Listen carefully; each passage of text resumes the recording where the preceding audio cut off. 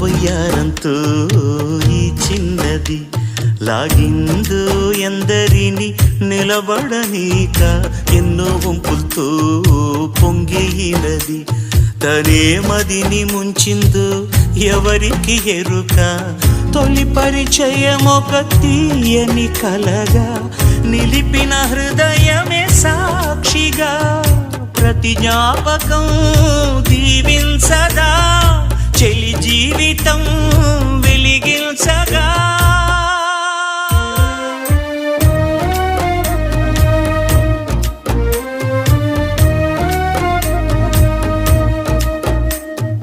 అల్లంత దూరాల తారక కళ్ళెదుట నిలిచింద ఈ తీరుగా